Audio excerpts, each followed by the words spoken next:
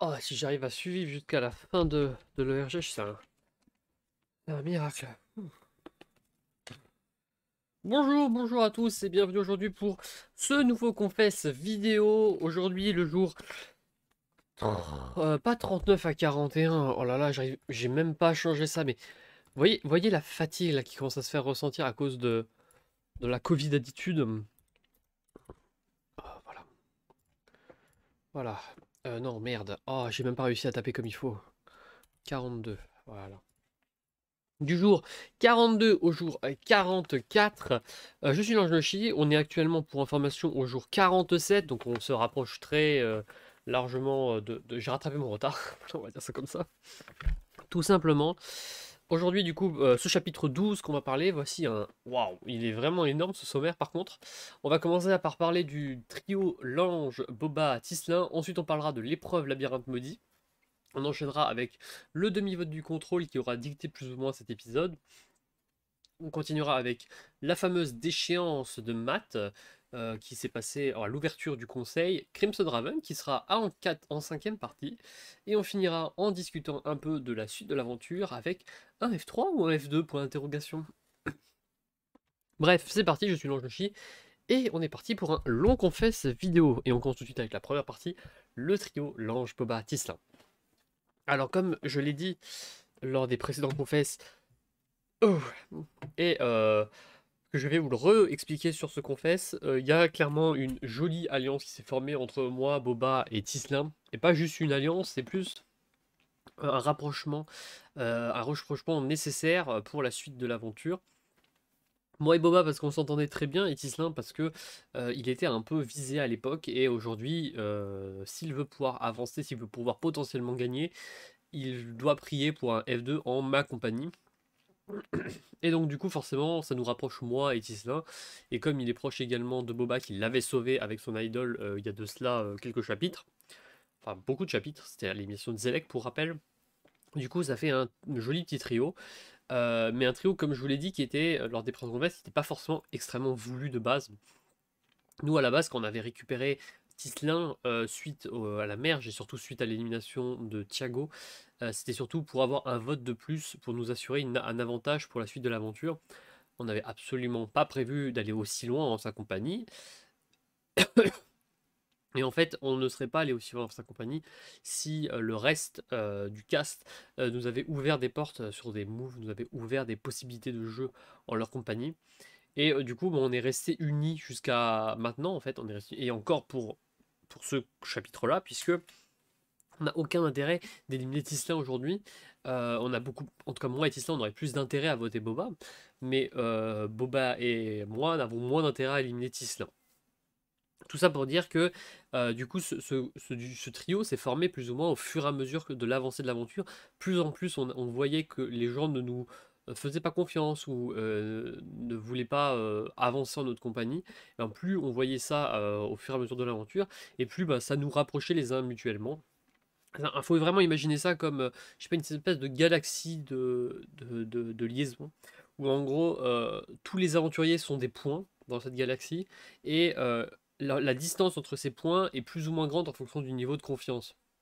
Et bien, à force que les autres se soient allongés en ne nous faisant pas confiance, et ben les traits qui étaient proches de moi et de Boba et de moi et Tislin se sont du coup rapprochés, et du coup à force de nous pousser, ben, on se rapprochait petit à petit, et du coup ben, maintenant c'est je pense incassable parce qu'on est plus ou moins collés en fait en quelque sorte.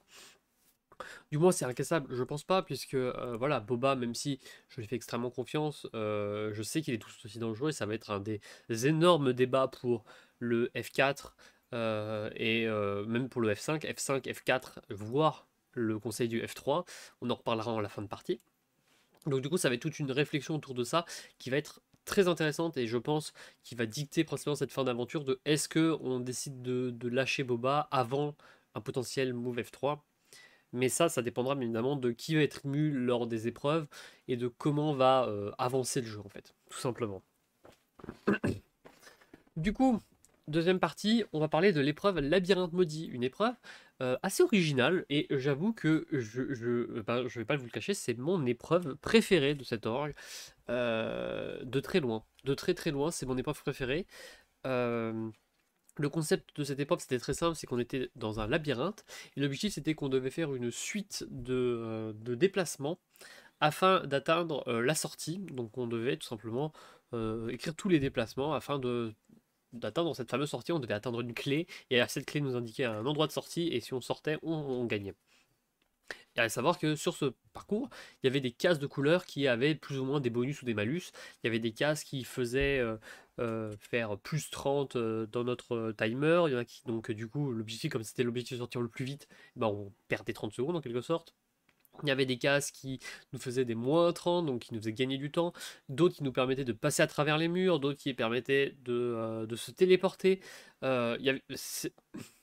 L'épreuve était vraiment cool et je vous invite très largement à aller la voir, à aller voir un peu quelles étaient les règles et tout, parce que je trouve que c'est vraiment une épreuve très très cool. Et au-delà de l'aspect très très cool de cette épreuve, je vais bien évidemment la piquer pour des futurs ORG, parce que je trouve l'idée absolument géniale. Il n'y a pas grand-chose à modifier à mon avis, et je pense qu'il y a même moyen d'encore plus l'améliorer peut-être en ajoutant une phase équipe, genre c'est-à-dire chaque personne, les membres d'une même équipe doivent passer les uns après les autres. Donc par exemple, moi je fais A1 et ensuite c'est à quelqu'un d'autre de faire A2 et l'objectif c'est de faire le trajet et tout. Bref, l'idée est géniale et je valide complètement cette idée en espérant que bah voilà, c'est la meilleure épreuve voilà, de très loin. Et du coup, j'étais un peu deg de la faire durant mes vacances, puisque bah forcément, j'étais pas sur mon PC habituel. Du coup, bah, j'étais pas à l'aise.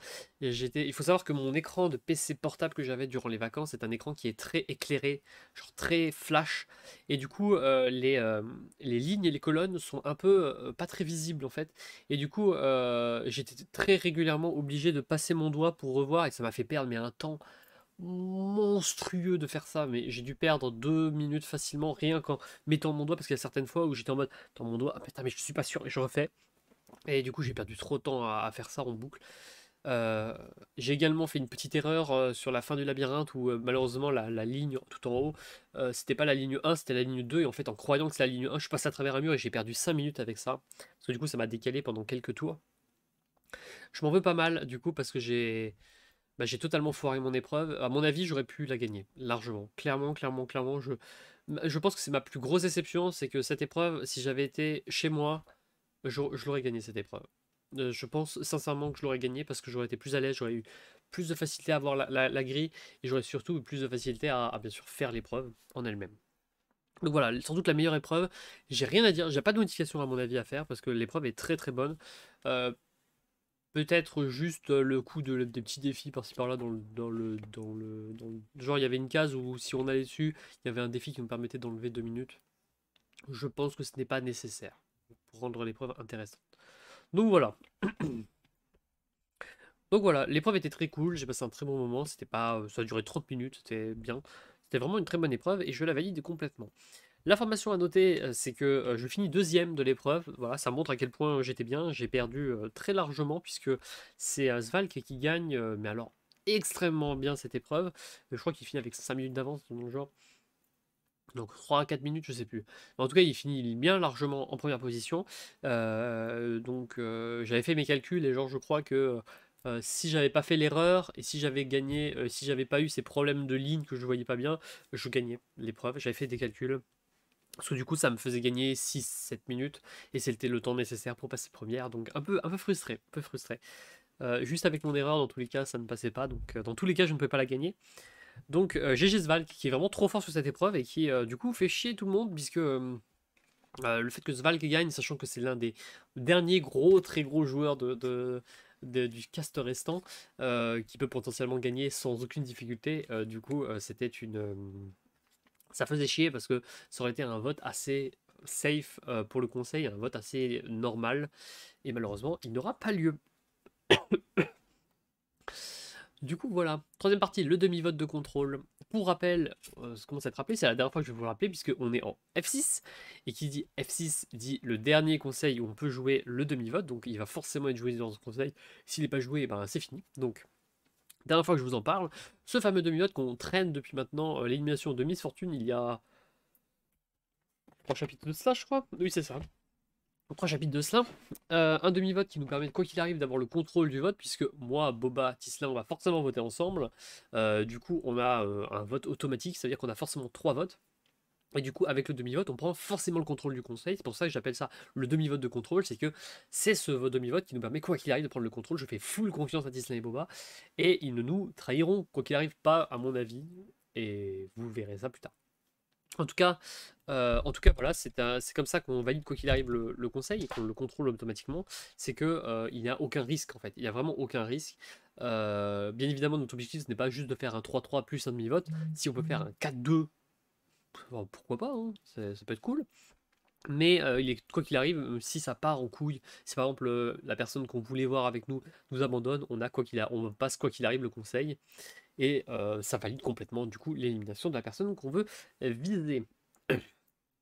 Du coup, voilà, c'est une bonne nouvelle et on est très content de ça.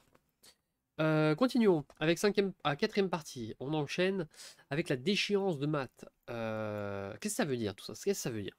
Il faut savoir que Matt est un joueur qui est, en tout cas pour moi, visé depuis pas mal de temps. Je crois que j'en suis à mon 3e ou 4e vote en son nom. Je crois qu'il y avait 3 votes avant le conseil là. Il faut savoir que à l'ouverture du conseil, des questions sont posées, comme à chaque ouverture de conseil, qui discute de pas mal de points et tout. Et du coup, Matt nous attaque brutalement, moi et Tislin, en nous disant qu'on est les toutous de Boba. Alors, je sais plus comment il l'a dit exactement, mais en gros, c'est ce qu'il veut dire, c'est qu'on est les toutous de Boba, qu'on n'a rien tenté, et que on va laisser gagner Boba facilement si on ne fait rien. Euh, sur chose que j'ai répondu qu'ils n'en savaient rien, que j'en ai marre d'avoir des critiques de ça, alors que ces personnes croient connaître l'aventure, croient connaître nos aventures, alors que ce n'est absolument pas le cas. Vous avez pu le voir à travers les confesses vidéo. On a eu quand même, nos votes ont été extrêmement importants sur la quasi-totalité des conseils. Il y a des actions qui ne sont pas connues. Le fait que par exemple, moi j'ai décidé de me cacher et de faire croire que je ne savais pas pour l'élimination de Selec afin de ramener des informations pour moi et peut-être me rapprocher d'autres personnes. C'est des choses que les gens ne connaissent pas, ont la sensation que je suis nul et tout, alors que bah voilà, c'est des choses qui sont importantes, mais forcément. Comme depuis le début, Boba est très mis en avant par ses moves qui sont pas mal critiqués. J'en avais même dit à la fin du confess précédent, confess vidéo précédent, que j'en avais marre que constamment, dès qu'il y avait la moindre action, la moindre chose faite, c'est tout le temps Boba qui se prend tout sur la gueule, c'est tout le temps Boba qui est visé, c'est tout le temps Boba qui est le fautif, c'est tout le temps Boba qui prend pas les,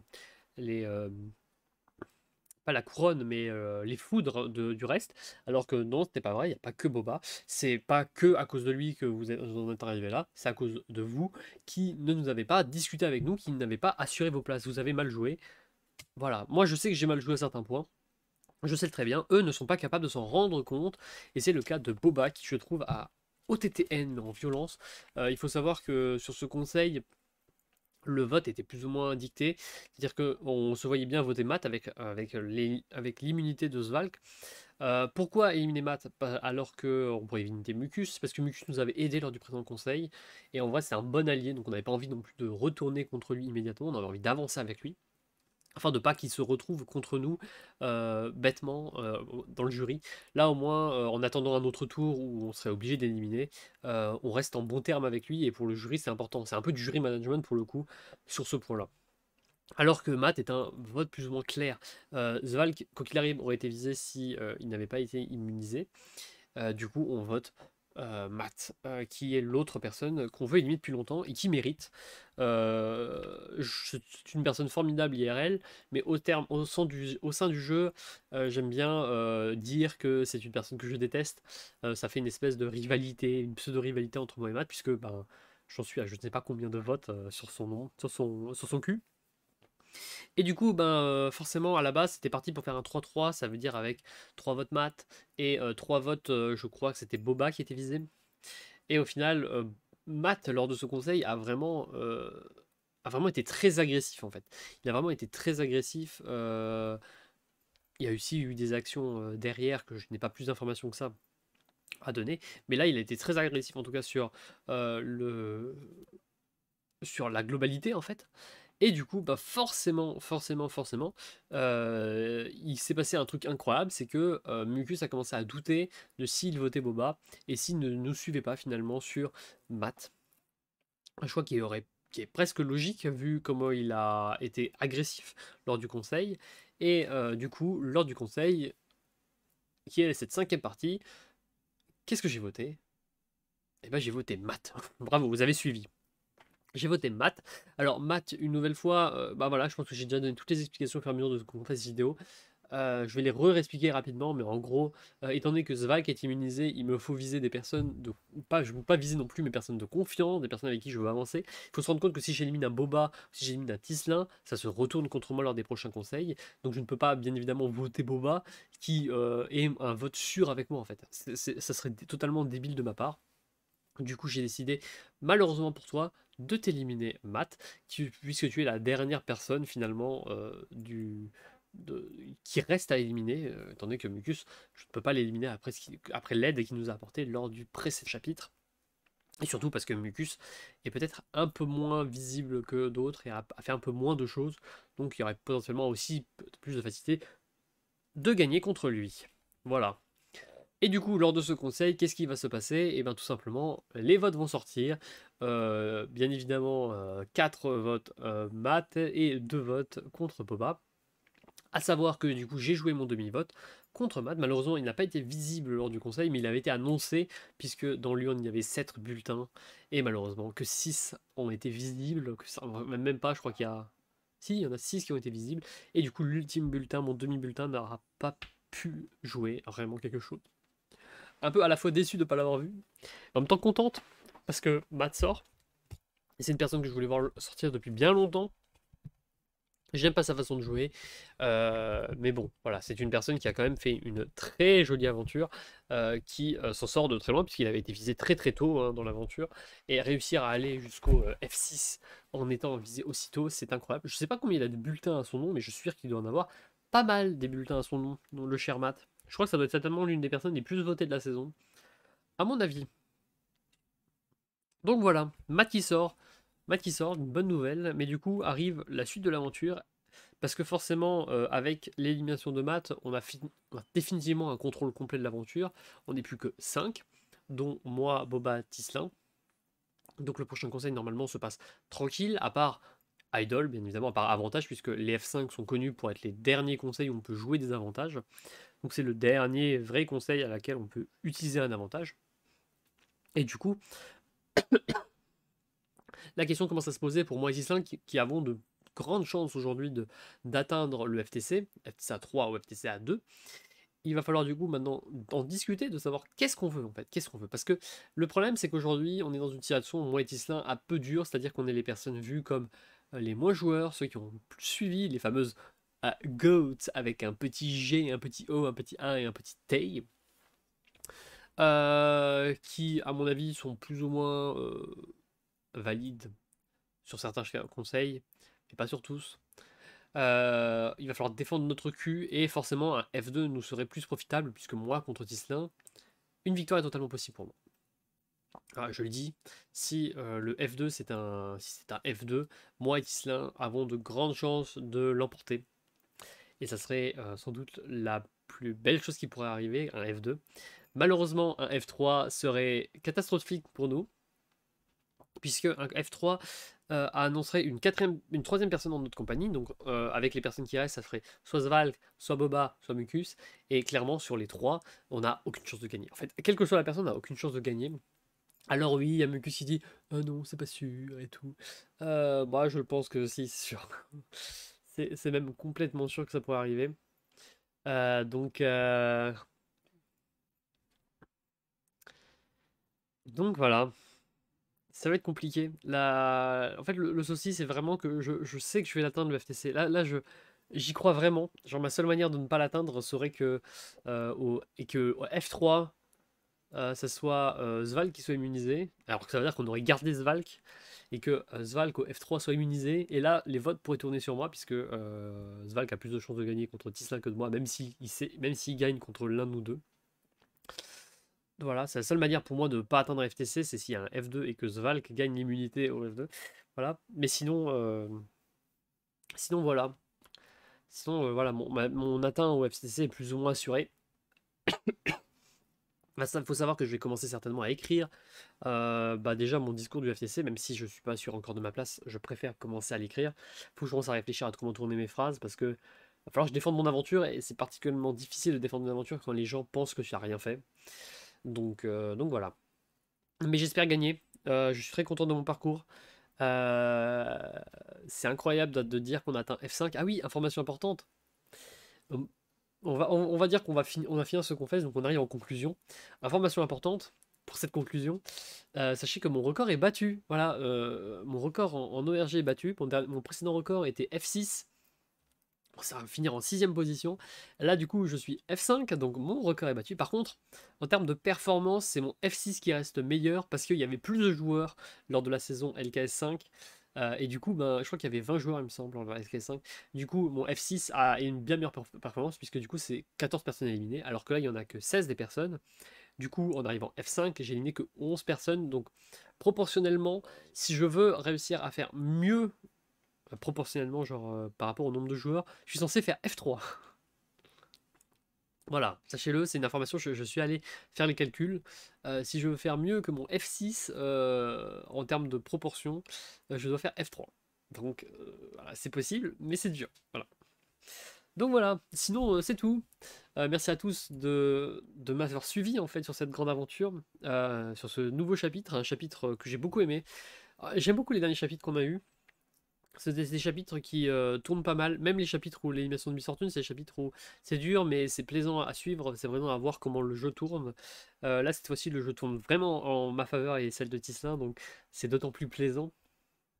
Donc voilà, on reste concentré.